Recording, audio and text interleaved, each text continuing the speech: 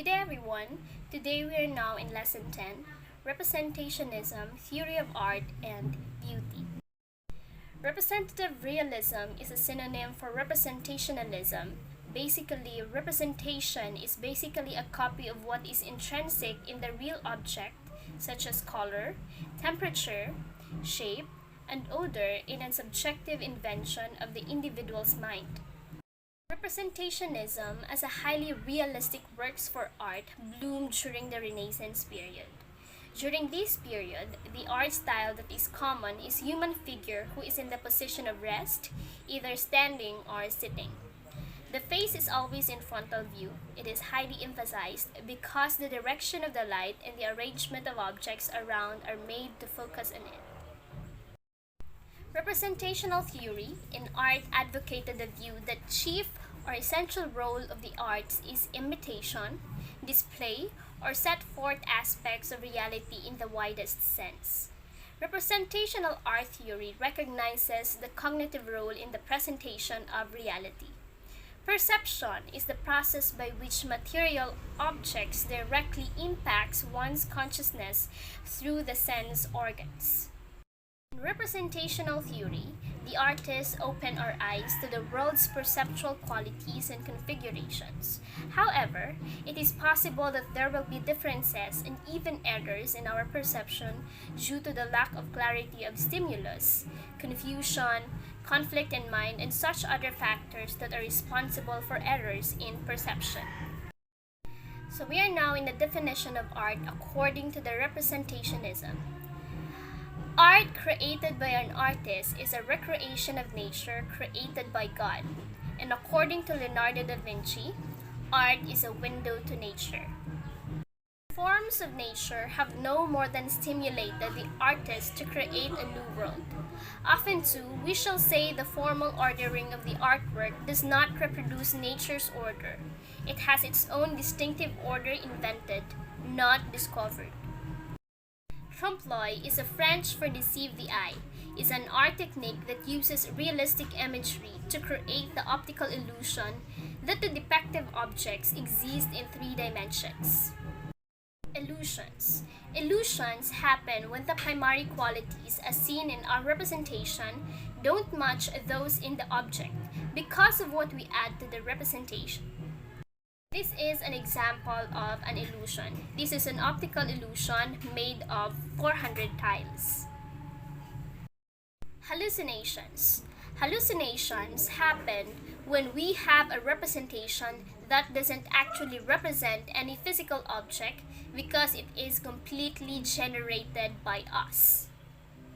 Museum. A place where artworks are preserved to protect it is called a museum. It is also a place where objects historical, scientific, artistic, or cultural interest are stored and exhibited for educational and cultural preservation.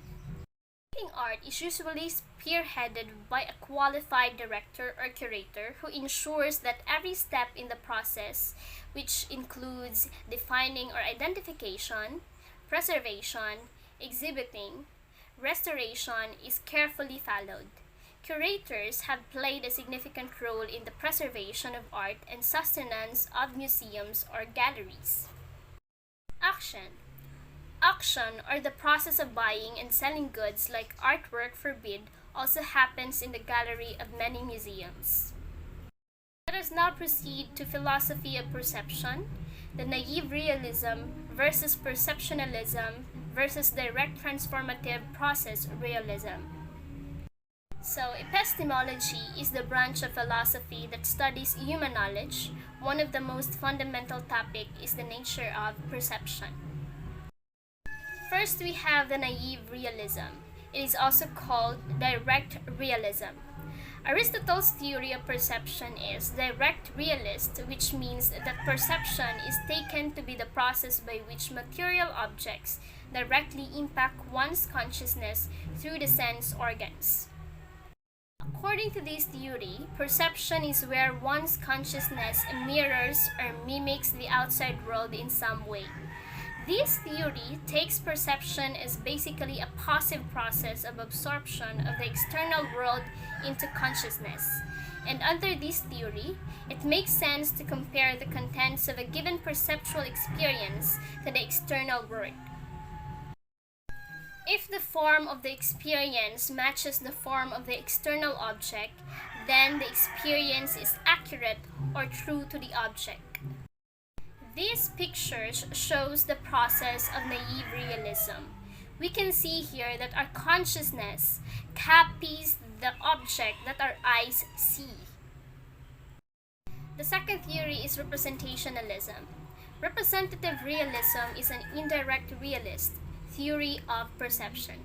This means that real objects are only perceived indirectly through intermediate representation in one's consciousness. These representations may be called ideas, as with John Locke, or sense data. They are what is perceived directly, but they are held to be caused by real physical objects.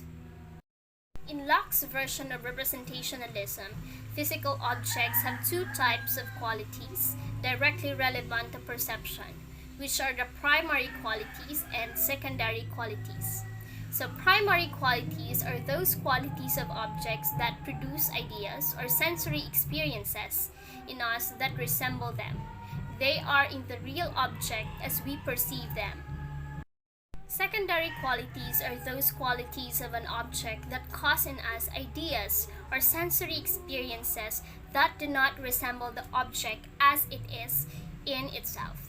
They are the abilities of objects to generate in us experiences of the color, odor, taste, warmth, cold, physical pain, and etc.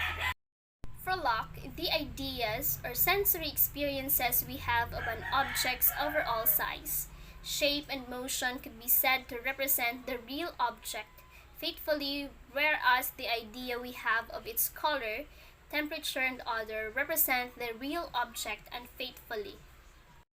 Unlike naive realism, it can account for the problems of colorblind people who see different or fewer colors in objects, or the fact that putting one's hand in ice water before touching a rock can make the rock feel warmer than normal. This is the flow of perception in representationalism. The third theory is the direct transformative process realism. Direct transformative process realism, or DTPR, is a theory that contrasts with both naive realism and representative realism. The signals that impact the sense undergo a process that transforms them into an awareness that is incommensurable with a physical object out in reality. In the DTPR theory, the process of perception must also be sharply distinguished from conception. That is, perception must be distinguished from the practice of classifying objects under concepts like apple and table. Perception is a worldless experience of physical objects. So this is the process of perception in direct transformative process realism.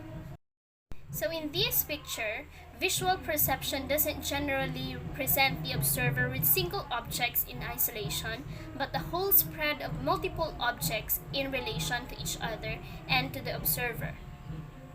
Here are some examples of direct transformative process realism. So first, we have a pencil partially submerged in water. This is a case where the context the pencil is in alters the path of the light it reflects, and thus affects the form in which one perceives the pencil.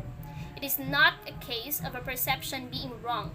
Whether the pencil is straight or bent is a conceptual judgment. Another example is this picture. The way you see this pattern is not wrong or an error. The perceptual experience itself does not automatically generate the conclusion that the patterns are rotating. That would take a separate conceptual judgment. The form in which you see this pattern is affected by the nature of the neural processing in your optic nerves and brain. The neural processing of this pattern generates a form of visual perception that is similar to the way other patterns might look when they are actually rotating.